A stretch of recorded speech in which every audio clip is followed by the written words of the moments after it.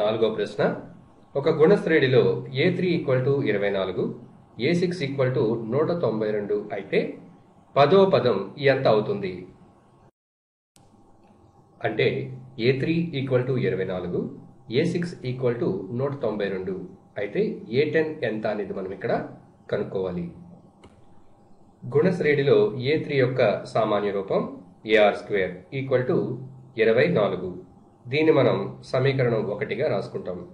అలాగే A6 యొక్క సామాన్య రూపం AR⁵ = 192. దీన్ని మనం రెండవ సమీకరణంగా తీసుకుంటాం. ఇప్పుడు సమీకరణం 2ను సమీకరణం 1తో భాగించాలి. 2/1 = AR⁵ by AR² is equal to 192 by 24. ఇక్కడ A క్యాన్సిల్ అవుతుంది. ఇప్పుడు క్రింద ఉన్న ఈ హారంలోని 2ను పైకి తీసుకెళ్తే -2 అవుతుంది. R⁵ - 2 ఈక్వల్ టు 24 192లో 8 సార్లు పోతుంది. ఇక్కడ R⁵ - 2 అంటే R³ = 8. ఈ 8ని మనం 2³ కింద రాసుకోవచ్చు.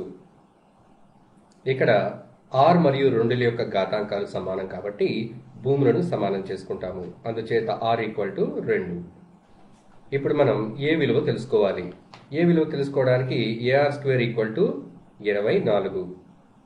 ఇందులో R అంటే ఇక్కడ మనకు 2, 2² = 24. A × 4 = 24. A = 24/4. 4 6 సార్లు పోతుంది.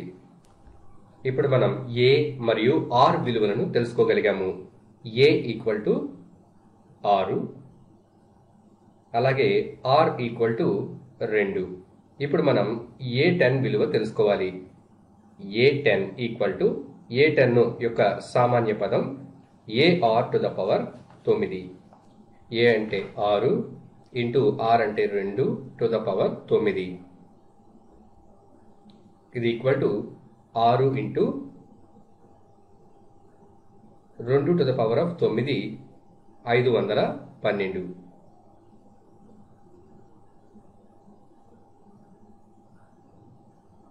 ఆరు ఇంటూ 512 ఈక్వల్ టు 3072. అంటే ఇక్కడ ఇవ్వబడిన గుణశ్రేణిలో 10వ పదం యొక్క విలువ 3072.